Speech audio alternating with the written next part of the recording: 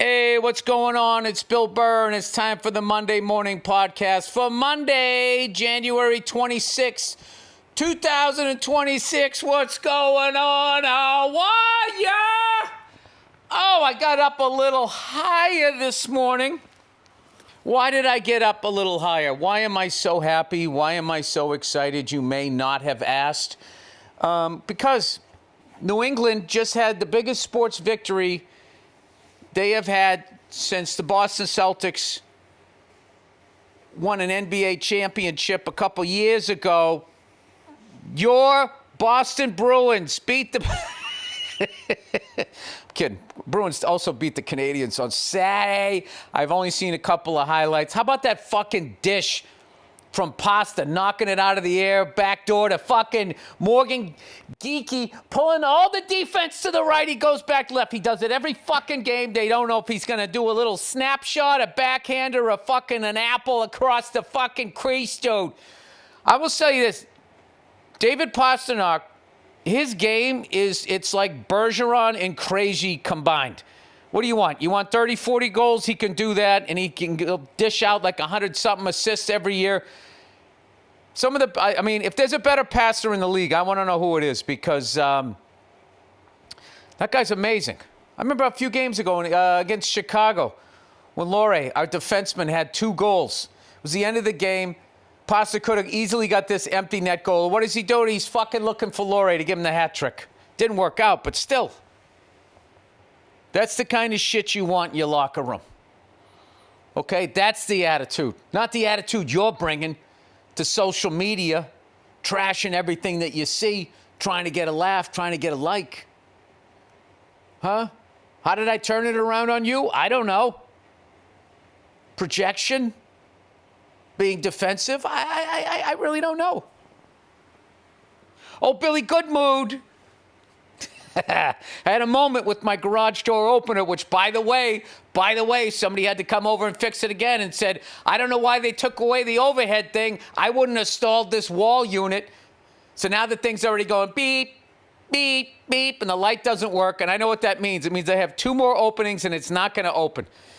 And I got the Bon Scott fucking tribute with Dean Del Rey coming up, and I got to rehearse these songs, and I'm afraid to go in my own drum room. Huh? There's a first world problem for you. So I'm just going to call the dude back and just say, what is the most powerful fucking overhead goddamn garage door opener, excuse my language, that you could install? Is there any way you could find it in your heart to come over and do it as soon as possible? That's what I was like. Meanwhile, I'm just sort of air drumming. Phil Rudd, dude. Phil Rudd is a vibe. And it's exciting when you first play drums because you think it's the most simple beat there is. And then when you really get into the science of rhythm and all of that stuff, like what this guy is doing with the most simple beat ever that makes 80,000 people lose their fucking minds. It's really incredible. And it's also like he has so much subtle shit in there that everybody seems to miss, including myself. Like one of the songs I'm playing, I don't want to, no spoiler alert here. I'll talk about it. The gig's on February 3rd. I'll tell you the songs that I'm playing, and each one of them has these things. I've listened to these songs 10,000 times each.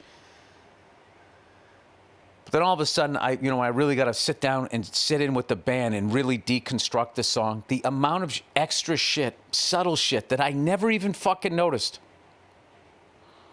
Because I was listening to Bon or Malcolm or Angus or Cliff, or even like half listening to Phil. I thought I was listening to Phil. There's so much cool shit.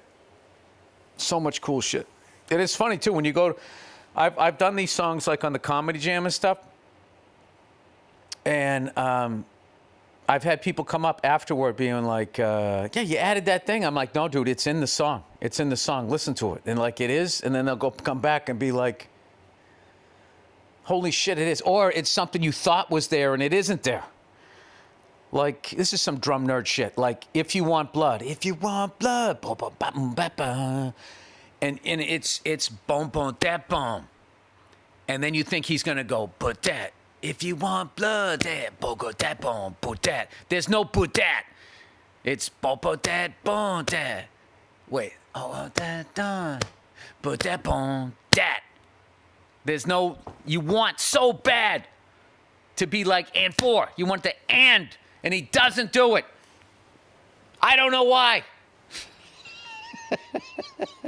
But it's not there. You think it's there. It isn't there. And then trying to make that happen because it's so fucking weird and not slow down the song. And then you play it with somebody else going, hey, man, you're missing that thing. I'm like, it's not there. It is there. No, it isn't. Listen to it. They're like, what the fuck? It isn't. It isn't there. What are we going to say? Phil Rudd is wrong? Because he's not. Anyway, had a great morning with my kids. Dude, they literally get up and fucking get ready as fast as they can so they can go out in the backyard, La Pelouse, and fucking play baseball.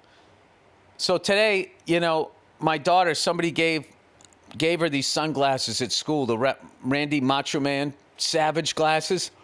So she likes going up there, you know, up to bat wearing them. So then my son finds his little sunglasses, and then they're both outside. And he's sitting down with his sunglasses on, pretending he's coaching my daughter. It's amazing. As I'm in there making him breakfast. And, of course, running out, taking pictures. My son comes home and he goes, Dad, can you throw me some hits? That's what he goes. And I got to be like, I'm not throwing you hits, buddy. I'm fucking striking you out. I'm brushing you back off the plate. I throw lefty to them.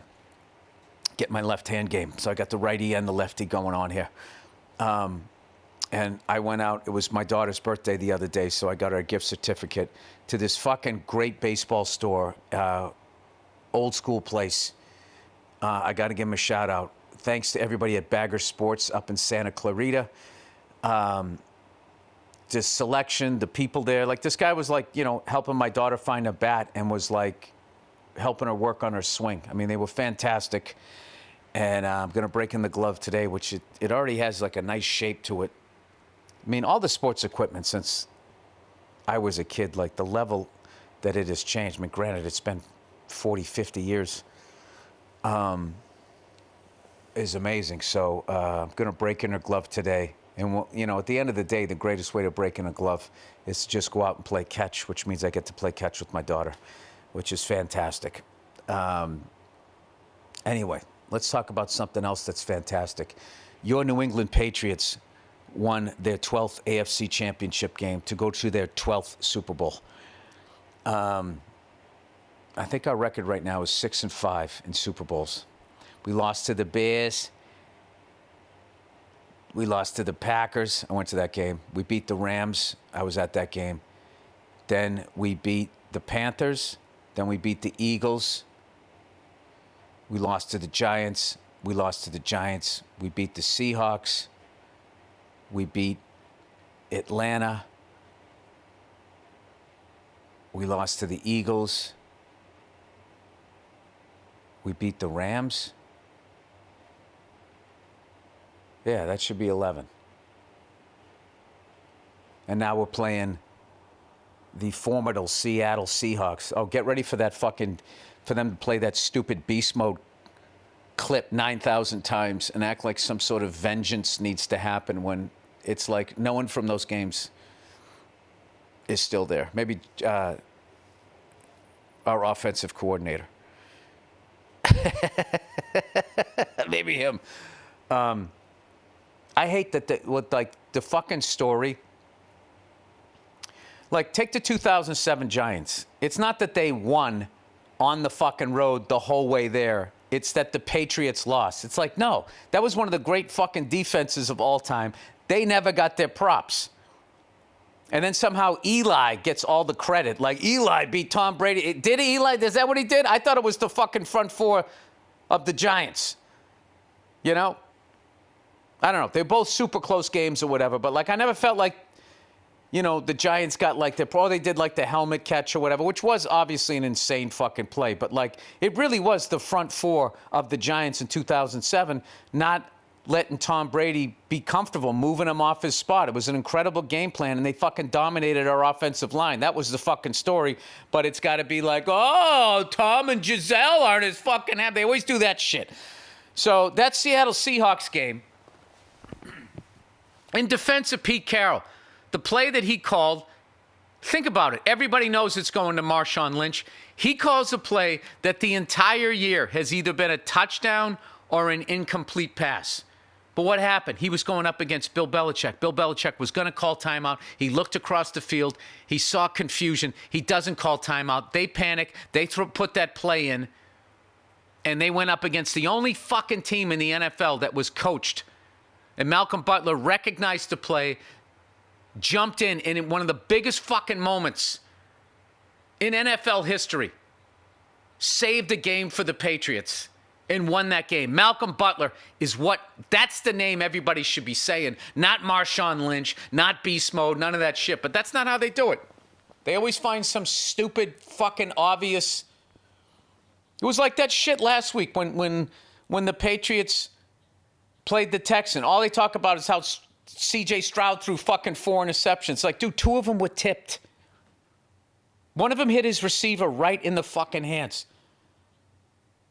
They always, I don't know, it's like this ball watching shit. And they just look at a stat. So anyway, I had a buddy of mine was talking about the Patriots game yesterday, and they go, you know, this is how spoiled NFL fans are. He goes, that was an ugly game. It's like, yeah, dude, it's called defense. I know that you don't recognize that because, like, no one fucking plays defense anymore. All right? The first half was 2 powerhouse defenses shutting down the offense. And all they could talk about was like this stupid fucking backup from the Broncos. By the way, the Patriots, our quarterback's 23 years old. Their backup is older. I don't know how old he is, but he's older than our guy. Stop acting like he was going up against some fucking grizzled vet. This is our first time with this kid to this thing. So, I mean, I don't know. When I saw the spread was only 4.5, because everybody was like, oh, my God, Bo Nix is out. Oh, fuck, not Bo Nix. Jesus Christ. Like, I mean, they're acting like that guy's a franchise. He's becoming Bo Nix. He's still in the middle of his story. Now, I get it that's the starting quarterback or everything, but let's fucking, you know, don't act like Patrick Mahomes just went down. No offense to the Broncos being out in the AFC West. I'm sure you're sick of hearing about that guy. So when I saw the spread at 4.5, I was like, Vegas knows something. Vegas knows something that I don't know. And I know enough that when I see a spread like that I feel like should be like 7 or 8 and is only 4.5. Okay? One of my strengths is I know that I how little I know. And if they have it at 4.5, there's no fucking way I'm going up against a casino that hired a bunch of fucking mathlete nerds that have laptops. Oh, Billy Summerschool's going to go up against that? I'm like, all right. I see what you're saying, Vegas, and I'm going to go with it. Patriots win, Broncos cover. So I took the fucking Broncos getting 4.5. Final score, 10-7. Patriots win the game, Broncos cover. Dude, you just... Sometimes Vegas, like, tips their cap. Now, I'm not saying, like, during the regular season, the other fucking, whatever, 16 games that week, 15 games, whatever the hell it is with the bye. Somebody's 2 teams have a bye. So 15 games, you know, I'm not going to sit there and act like I just go with Vegas. It's when the spread doesn't make sense. When the spread is fucking, seems like it's 3 points closer than it should be, they're trying to get you on the hook. They know something.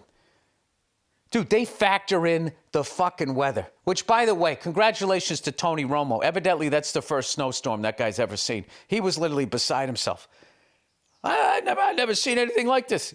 What are we talking about? Fucking Buffalo plays in a game like this their last 3 games every year. It used to be from November on before global warming, you know, but evidently that's a fucking hoax.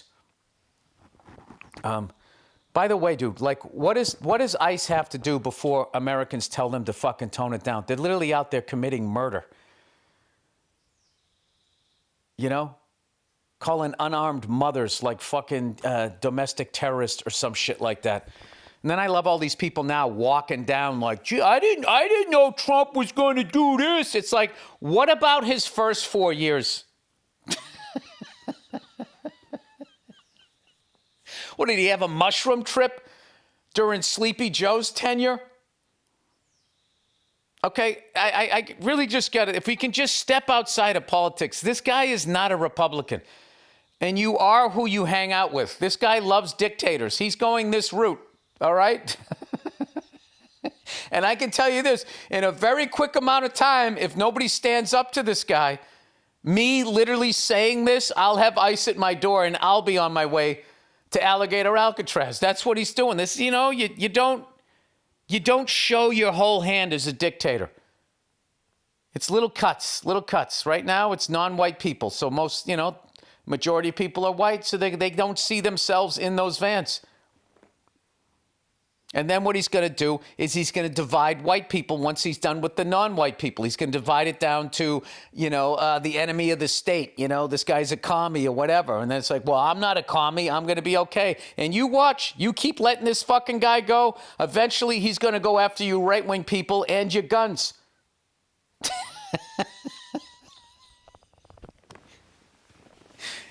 But not you guys will be the final. That's the thing about all of these fucking neo-Nazis is they don't understand how far Hitler was going to go. They don't understand it. Everybody thinks that they, you know, my people, Caucasians, everybody thinks that they were white enough. Dude, that guy was enamored with like fucking, not even Nordic people. I think it was just Scandinavia. Scandinavia exists within the Nordic countries. So he was only down with like Sweden, Norway, Denmark, and Icelandic people.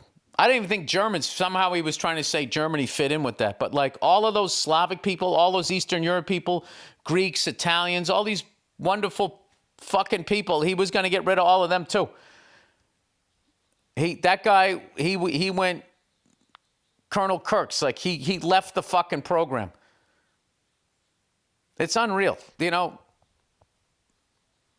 I don't know. I am convinced that the cure for racism is you need to travel, but you have to have an open mind. Okay? And just fucking see the beauty of all people, what everybody's contributing. And then, you know, and then as you travel too, what you will find is that it just seems in every country, there's some fucking lunatic in charge dividing everybody.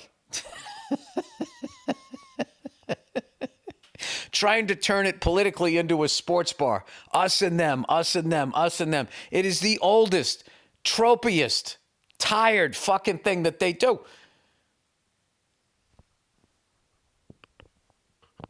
But fucking morons. I don't know what they just, I don't know. I'm trying not to be divisive with my words.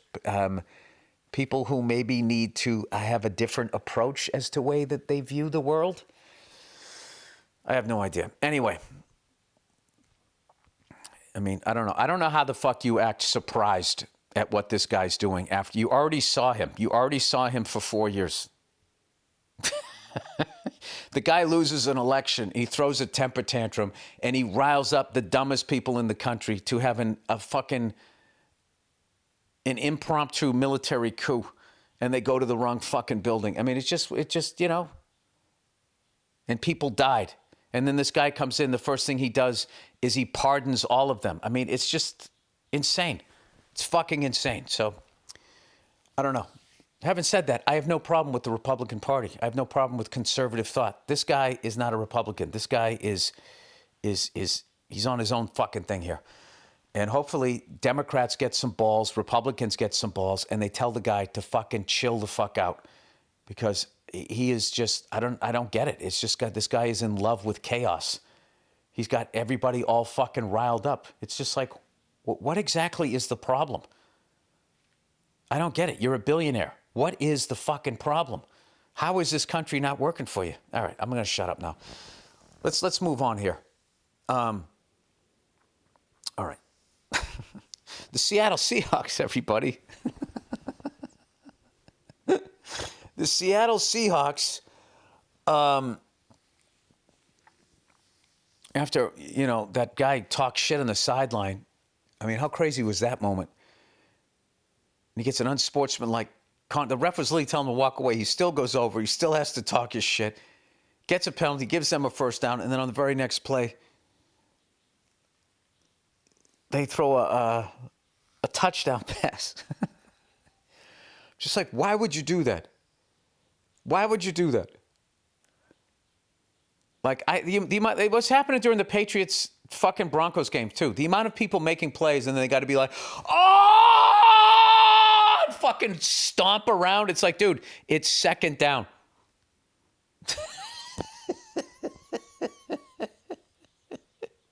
The amount of we just won the Super Bowl celebrations that happen on like second and third down in the first, second, third round of the playoffs, I just don't fucking get it. That's that new let's fucking go. I play with passion. It's like, all right, I came up when you fucking maintained control of your emotions until you actually won the fucking game. And you didn't do a bunch of shit talking to rile up the other fucking team. Or give them another opportunity, which is, I don't know how many times you can see that.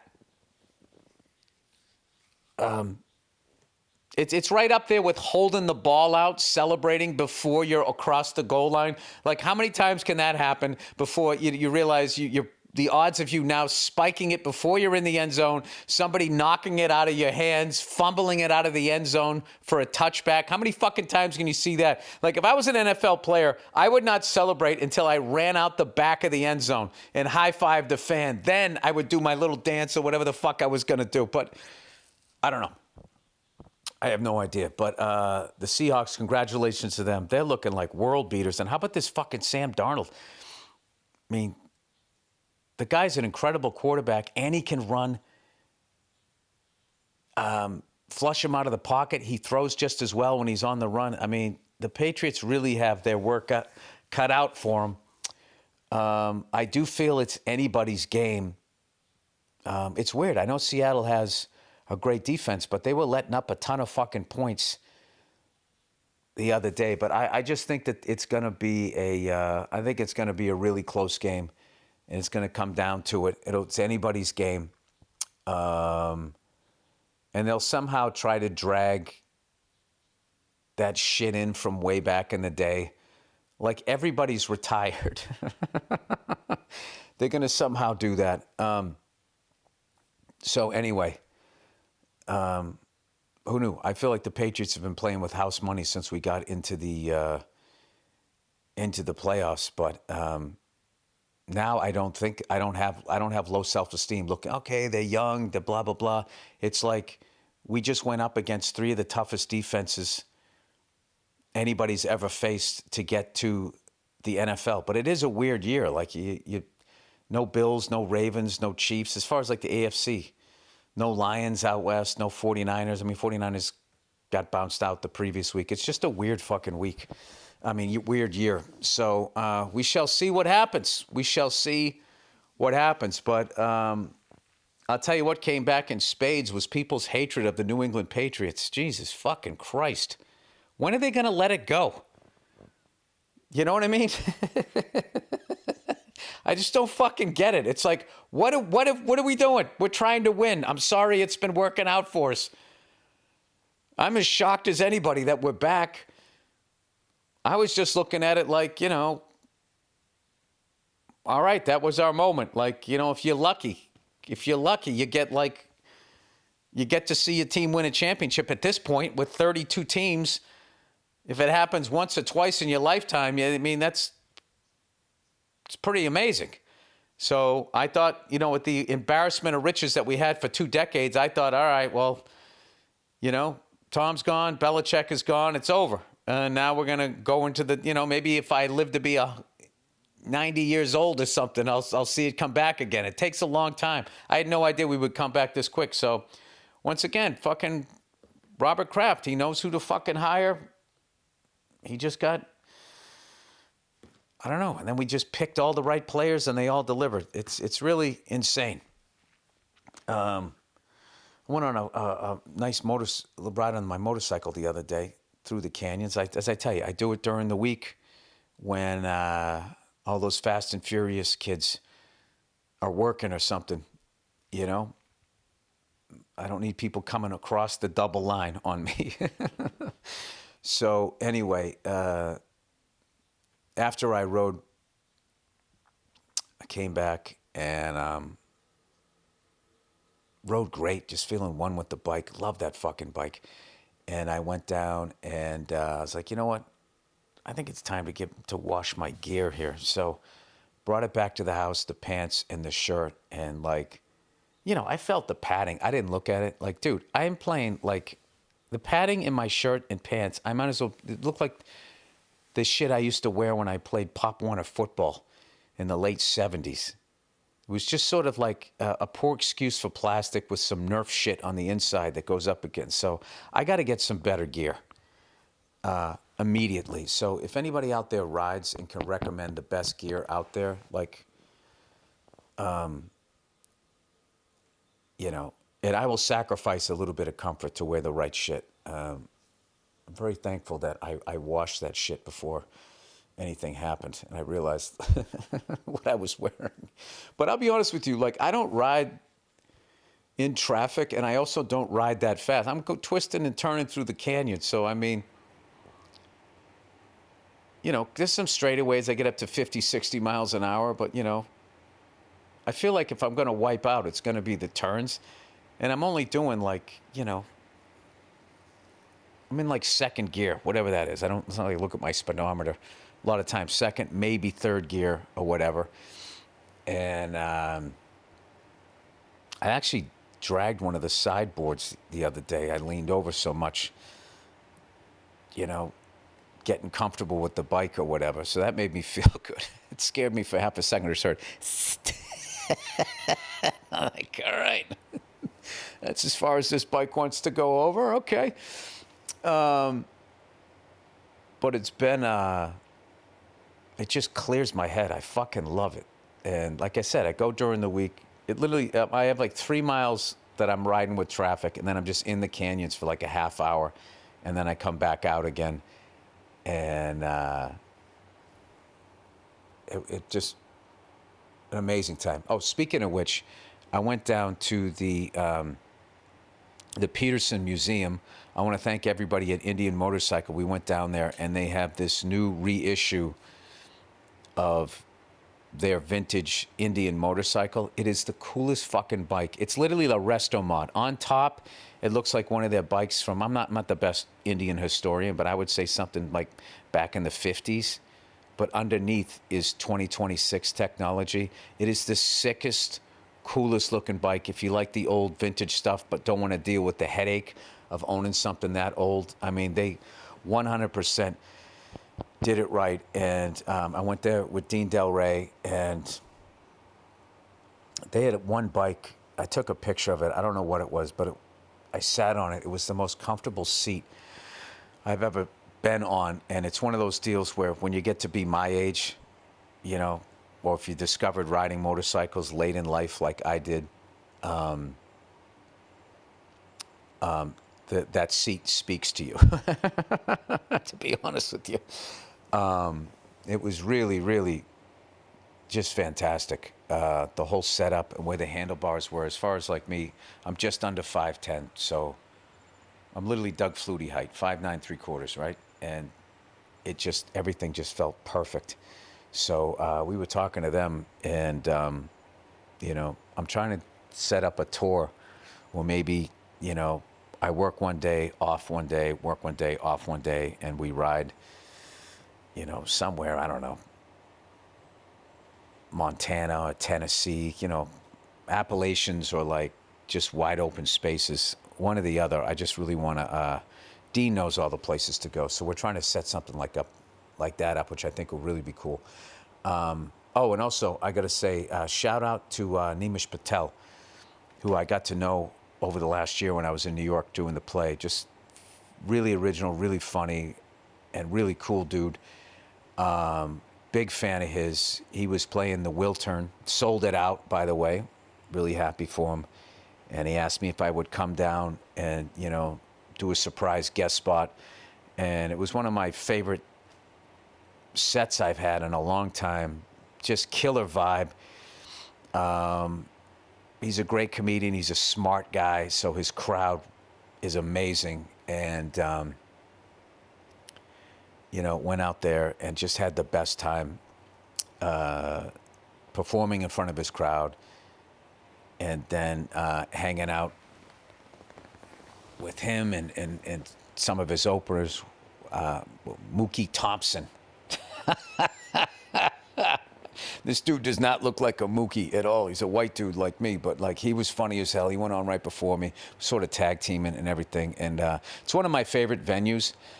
So it's always an honor to perform there. So thank you to him, Nemish, once again. And then also, I always get so excited when I go on that stage because I saw one of my favorite groups. I saw Velvet Revolver there with Scott Weiland, obviously.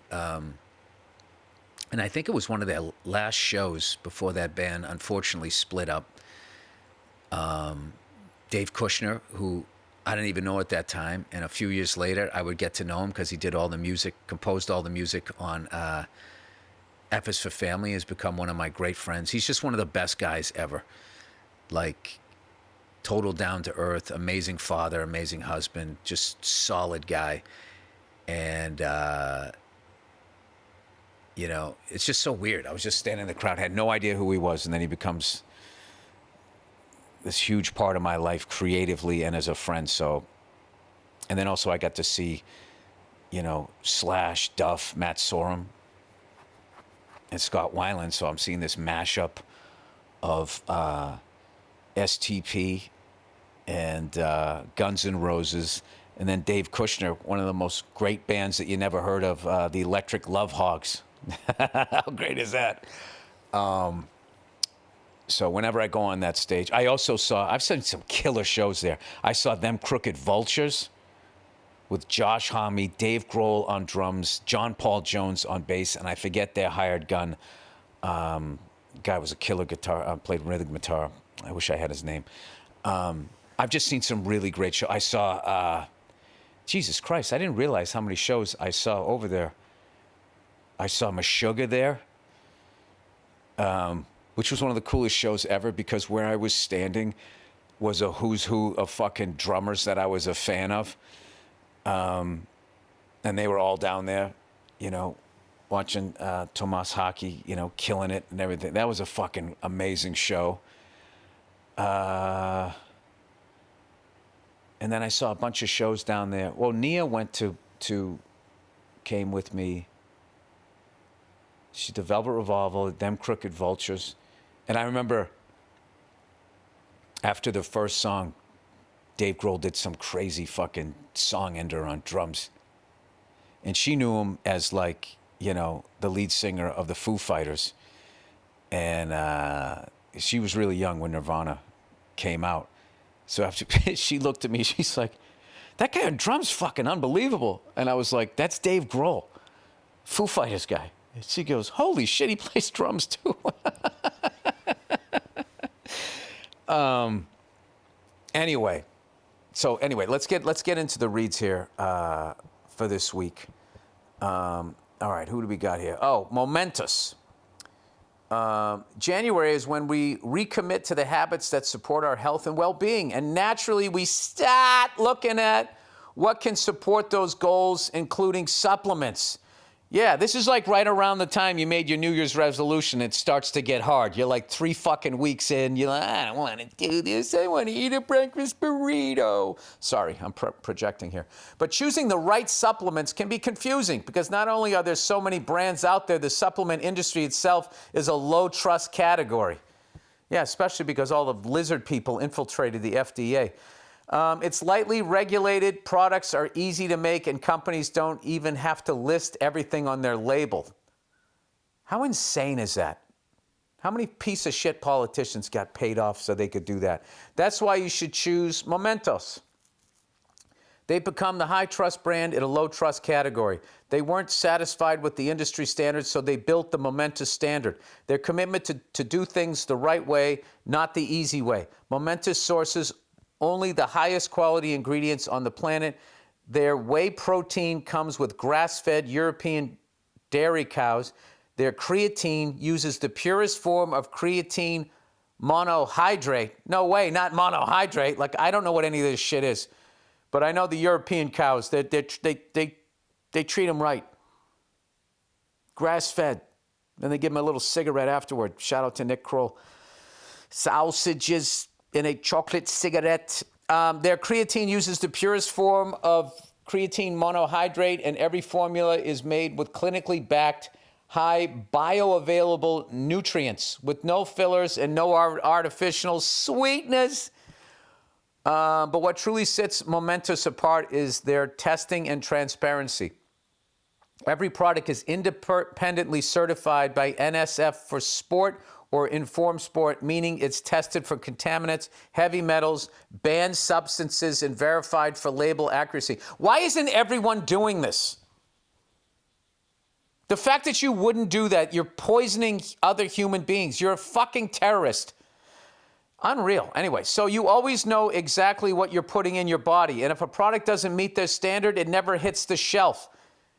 Never hits the shelves, sorry. In a space where trust is rare, Momentous is redefining what trust looks like. If you want to start the new year with supplements you can truly rely on, you got to check these guys out. And if you have a favorite, like their protein, creatine, or omega-3, you'll feel the difference when everything is sourced and tested rigorously. Right now, Momentous is offering our listeners up to 35% off your first order with promo code Burr.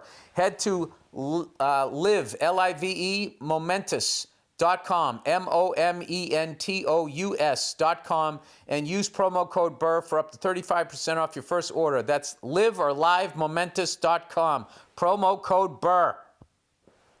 All right, everybody, it's True Work. Work spelled W-E-R-K, like twerk.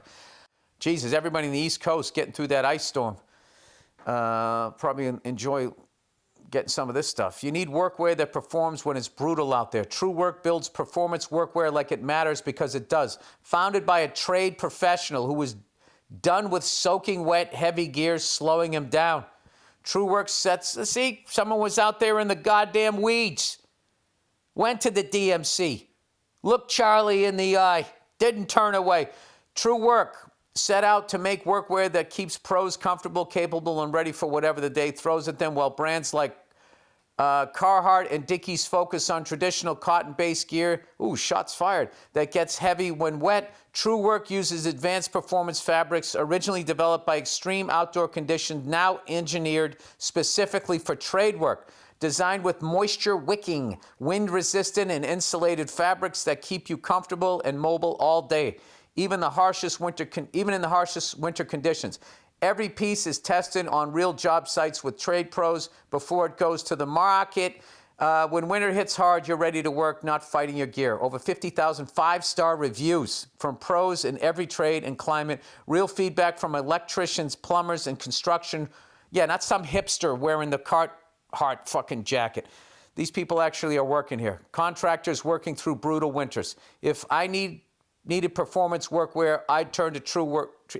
True Work. Yeah, if I actually had a fucking manual labor job, if I was actually a man rather than some, light in the loafers artist that I am, I would wear this stuff. Don't let cheap gear slow you down this winter. Upgrade your day with workwear built like it matters. Get 15% off your first order at truework.com with code Burr. That's TRUEWERK.com. All right, bear with me. One more here. Look who it is. It's not us. It's Hims, the Warriors. Hims can't help you fold a fitted sheet, but it can help you with your performance in bed. Take control of erectile dysfunction with personalized treatments made with doctor-trusted ingredients prescribed by licensed providers, 100% online. Erectile dysfunction doesn't mean your love life is over. It means it's just getting started with personalized treatment options to help you take control and spontaneity thanks to Daily Meds. The stuff out there that they have for men now. You can get your hair back, your dick comes back. I mean, it's like fucking Hulk Hogan when they would drop his hand for the third time and he would stop and he puts it up in the air. You're coming back. You're coming back to fuck again, man. Erectile dysfunction is more common than you think. and simpler to treat than ever. Through HIMS, you can connect online with a licensed provider to access personalized treatment options discreetly and on your terms. HIMS offers access to erectile dysfunction treatment options ranging from personalized products to trusted generics that cost 95% less than brand names if prescribed. You shouldn't have to go out of your way to feel like yourself. HIMS brings expert care straight to you with 100% online access to personalized treatments that put your goals first. This isn't a one-size-fits-all care that forgets you're in the waiting room. It's your health and your goals put first, with real medical providers making sure you get what you need to get results. To get simple online access to personalized, affordable care for erectile dysfunction, weight loss, and more, visit hims.com/Burr. That's hims.com/Burr for your free online visit. hims.com/Burr. Okay, here's a disclaimer. Featured products include compound drug products which the FDA does not approve or verify for safety, effectiveness, or quality. Prescription required. See website for details, restrictions, and important safety information. Actual price will depend on the product and the subscription plan. All right, now here we are. We're into your questions for the week. Oh, Jesus. Where are you in life that you're talking to somebody this dumb? All right, old school MTV. Oh, that was a sad day. MTV no longer with us, but let's be honest, it died a long time ago. Well, the second they stopped, somewhere after Carson Daly, Total Request Live, which was really amazing. It was sort of like American Bandstand for millennials, which I don't know. It was such a great thing. You know, my wife used to work at MTV, and one of the coolest things I ever did was I hooked up my nephew and my niece at Total Request Live through my lovely wife. And, you know, they were like, I don't know, 12, 13 years old. They were fucking beside themselves. I mean, for their generation, that was like sitting at you got tickets to the Ed Sullivan Show and the Beatles were coming out. And that was sort of the end of it. And then Napster came out, and all music, air quote, became free, and it just imploded the business. It was never a good business, you know, let's be honest. You know, it's just one of the worst. The way musicians are treated and get fucked over is just ridiculous. But, like, I don't know, somewhere in the 2000s, we all just sort of left one collective sort of conscious type of thing as far as, like, bands, rappers, and all of this stuff, and it's just got all splintered. So I guess the writing was on the wall. But anyway, this person says, hey, Billy, nostalgia nuts. I came across the website where someone has basically recreated MTV from when it was still good and streamed it online for free. What? Over 50,000 music videos, and the only ads are the old ones like Blockbusters and stuff like that. I'm sending this to Nia right now. I figured you'd like it, and hopefully word gets out because the person/people that put this together deserve the recognition for making something so awesome. All right, the website is wantmyMTV.vercel/player.html. I hope you like it, and as always, go fuck yourself. Dude, that's amazing. You know, my wife late at night, late at night, at basically 8:45. We get the kids to bed, and my wife is just cool as hell, man. She knows all the cool stuff. So, like, she somehow knew about these YouTube channels where these DJs play this music and stuff, and I've discovered more good goddamn music. Here's the latest person that I didn't know existed, who literally has the voice of an angel. Cleo Soul, is that how you say it? Cleo, which is my old dog's name. Oh, Cleo!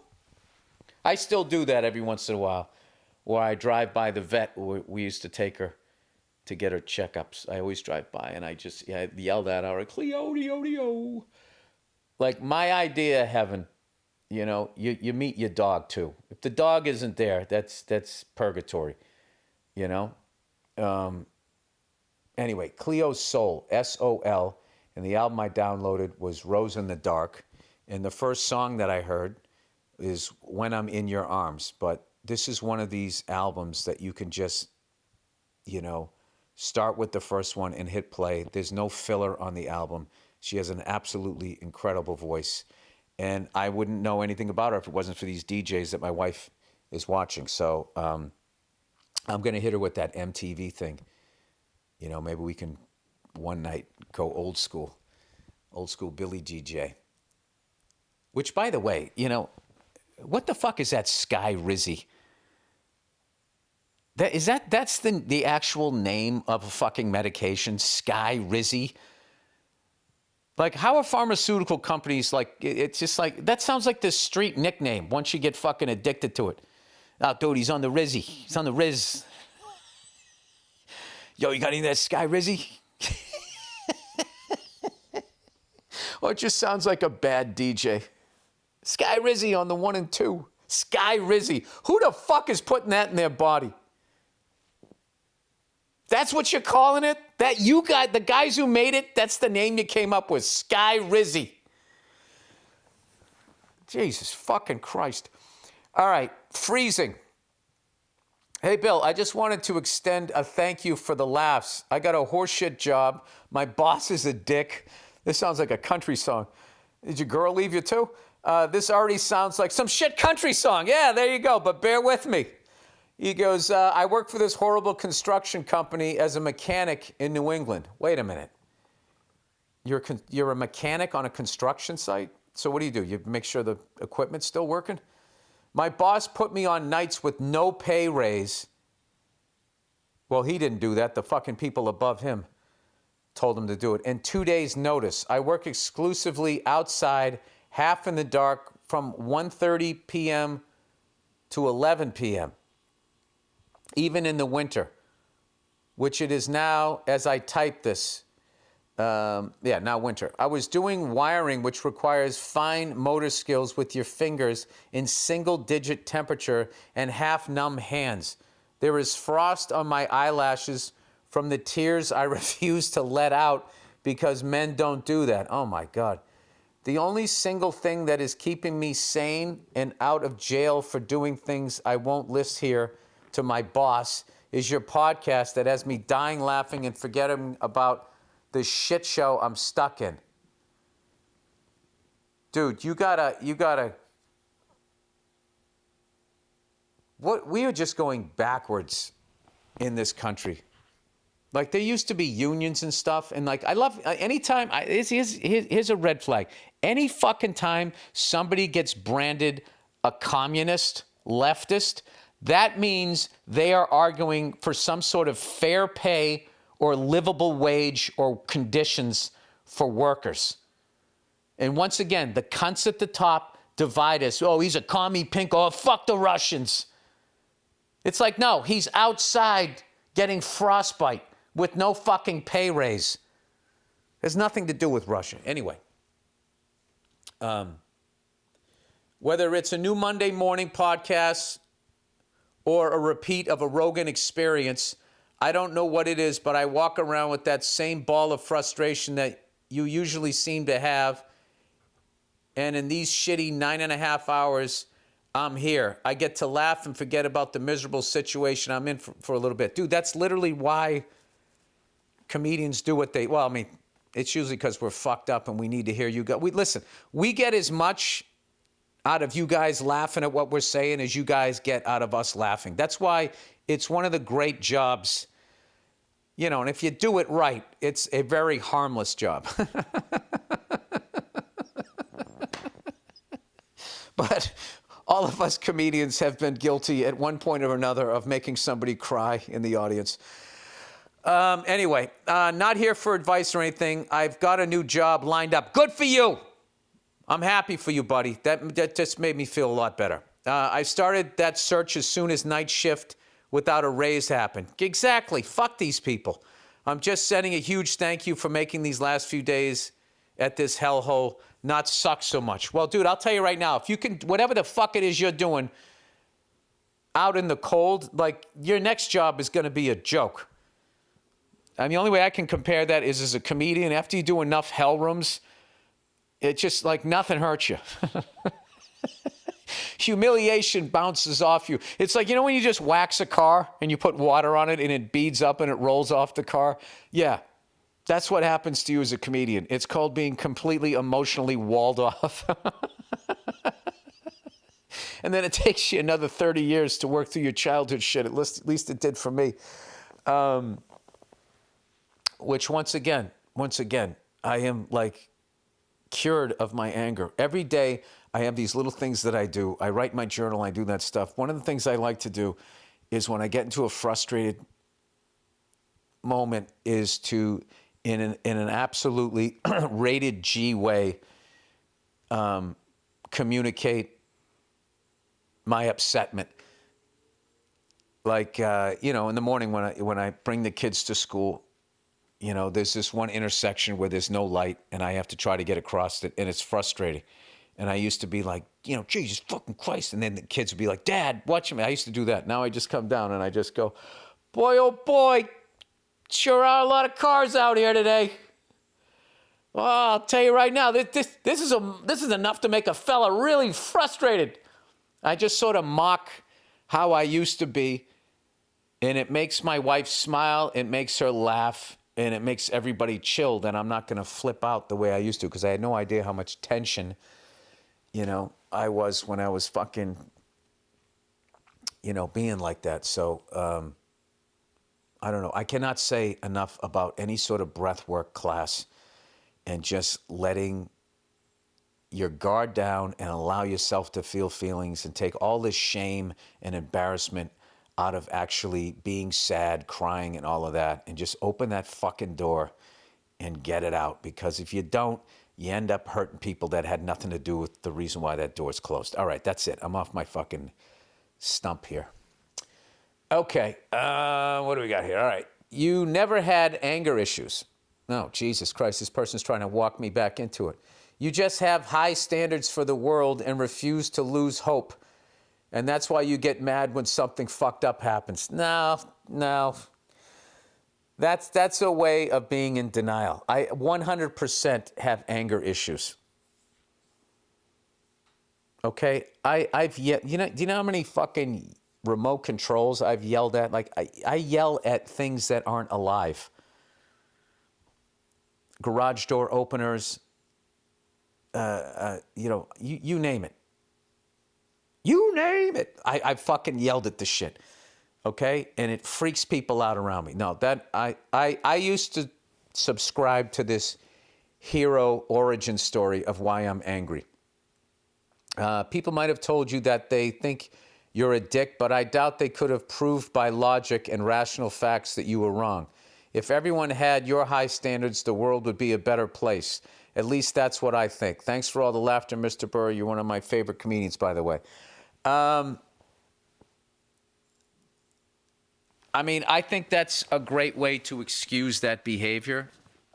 Listen, I understand going around and being a courteous person, and then when other people aren't courteous, it upsets you, but it shouldn't make you angry, and you shouldn't go into some sort of Tourette meltdown, screaming and yelling thing. And, there's a lot of angry fucking lunatics out there that don't have any standards whatsoever. So, those are sort of, I appreciate what you're doing here. For me, and actually in a roundabout way, possibly you, but like that's not how the math works on this shit. There's a lot of other ways to handle stuff in those moments, which I'm finally learning. All right, let's get to the last one here really quickly, and then I got to get running here. You know what? I actually have to go right now. I got to go right now because I got to... Oh, fuck, I'll read it real quick. All right, getting evicted. Hey, Bill, I'm writing you today for some advice. I'm being evicted. Jesus, all right. That's brutal. Sorry to hear that. My landlord is actually great, but when we moved in, we told him we wanted to stay here for 5 to 7 years to be able to save up enough to buy this place. He just informed us that we have until May 1st to move out. After 3 years being here, we've never bothered him with anything, and when there was a problem with the furnace last year, his new girlfriend was there and said, wow, that sounds expensive. I'm very handy and I know how to fix. Okay, that's what she said. And then he said, I'm very handy and I know how to fix things. So I said, fuck it, and fix the problem for $80, whatever. I don't care about the money. But just last week, he informed me that he wants to move into the place we're renting from him. Yeah, it's because everybody's getting squeezed from the assholes at the top that are pointing at everybody at the bottom. It's the usual bullshit. Sorry you're going through this, dude. My girlfriend is devastated and wants to get out right away because it doesn't feel like home anymore. All right, well, that's an emotional response. You need to do what's right. We've accumulated a bunch of shit. Anywhere we are to move to now will be very small and not be able to fit 4 vehicles and 2 boats. Well, Jesus Christ, sell fucking 3 vehicles in both boats. You get your down payment. It's not what you think. We both have 2 cars because they're paid off and we don't want any payments. All right. When one breaks, we can drive the other. So now we have a downside. We have to downsize a bunch and find a place to live.